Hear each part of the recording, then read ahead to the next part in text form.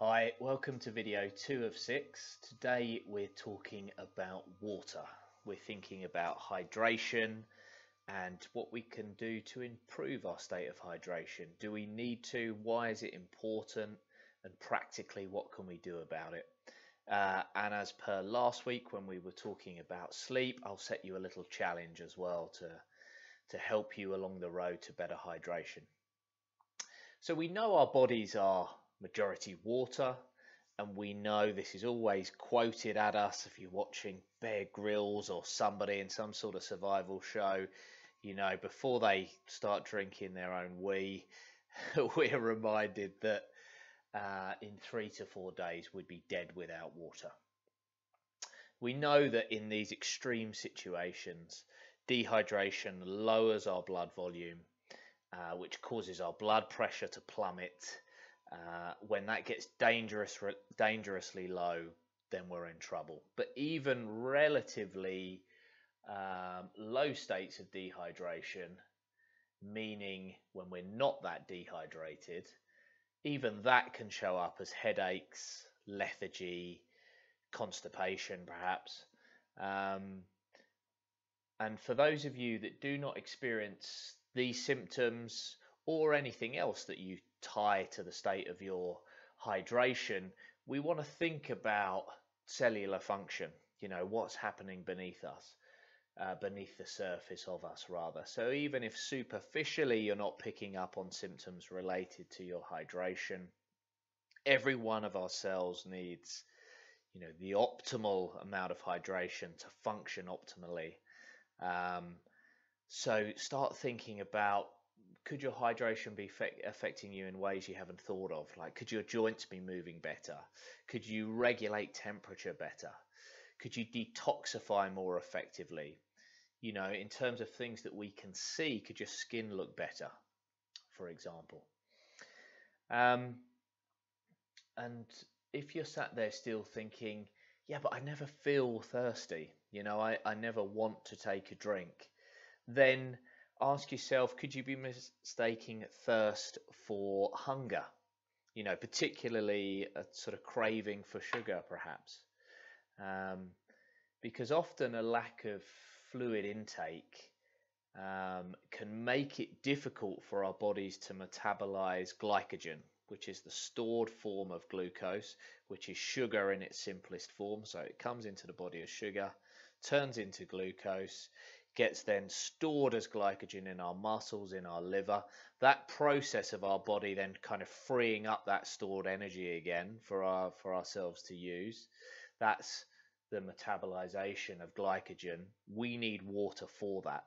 So often when we don't have sufficient water, we're dehydrated, we don't have enough water for that process, we mistake it for a sugar craving because we can't metabolize those internal stores, so we go looking for external, exogenous kind of dietary sources of sugar.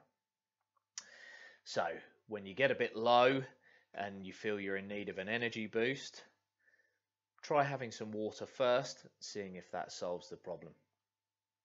And look out for these other things that perhaps we don't relate to hydration. You know, are you lethargic for no good reason? Muscle weakness with no apparent cause. You know, headaches, people often associate with dehydration, but another thing to think about, you know, dizziness or lightheadedness as well. And of course, an obvious one, when you go for a wee, does your urine look darker?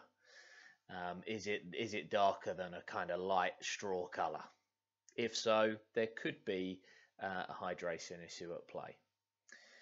So when we're trying to drink more, especially when we're aiming for that sort of recommended 2.5 liters a day, and that's without exercising, you'd want to put more on top of that as well if you were exercising hard as well, particularly in the summertime when we're going to lose more fluid as sweat. But when we're aiming for that 2.5 liters, like, let's be mindful of what that kind of fluid looks like. So are you taking most of your fluid through the day as tea or coffee? You know, caffeinated tea and coffee. is mildly diuretic. It's going to have a stimulatory effect. The diuretic effect and the stimulatory effect are going to negatively impact hydration. So you're sort of counteracting what you're trying to achieve here with better hydration by taking in your fluid as tea or coffee. Similarly, are you drinking liquid food? You know, a lot of us think of things like fruit juices, smoothies, protein shakes, sports drinks, even a sort of a glass of milk or milk in your tea or coffee. We think of that as a drink, but it's really liquid food in terms of how your body treats it. So if we're not drinking water, we should, obviously, the mainstay of your fluid should be coming from water. But if you're not taking it all through water, try decaf teas and coffees, herbal tea, and we're not putting milk or any other form of liquid food into our tea or coffee, whether it's a plant milk, a vegan alternative, etc. Because putting food, even in liquid form, into our bodies between meals is constantly stimulating our digestive system.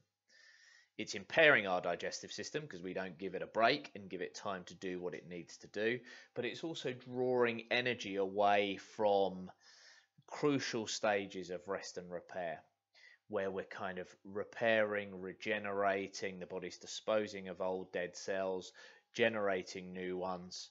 And it's also going to draw energy away from physical and mental performance as well.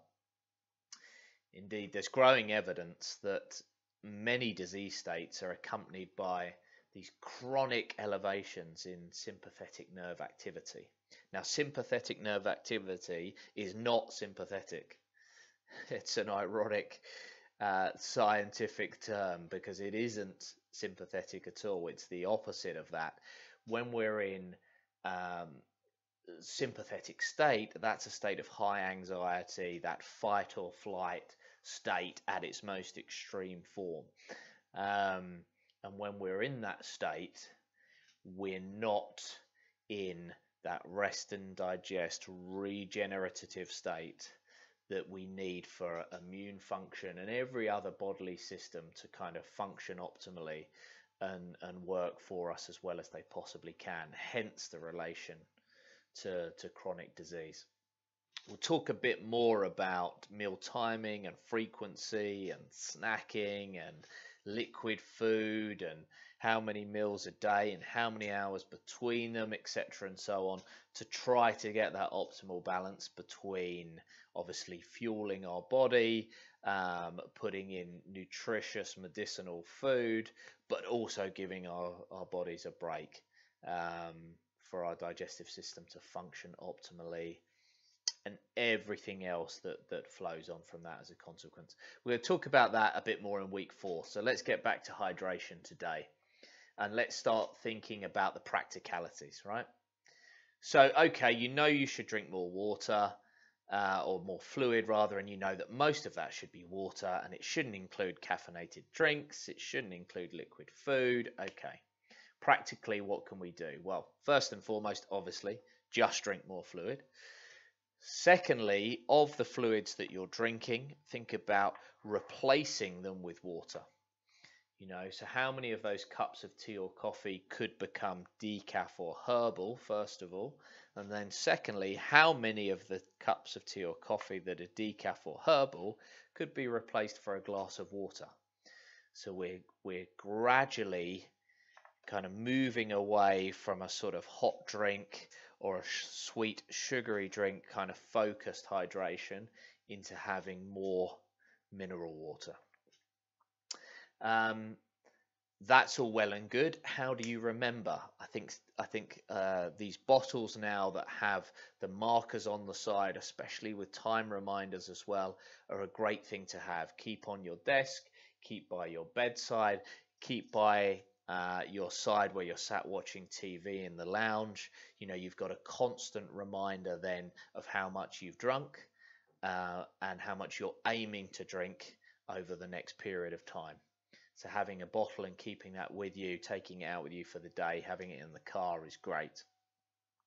If that's difficult, If that's not enough, then maybe setting a reminder on your phone. I'm sure there are any number of apps that purport to help you um, drink more or hydrate better. But rather than overcomplicate this, you can just go for setting alarms on your phone. You know, reminders to drink through the day. We might be setting them hourly at first, and then over time, um, you'll ingrain that habit and will no longer need the reminder set. And when we're drinking, let's not try to drink with food, but around food.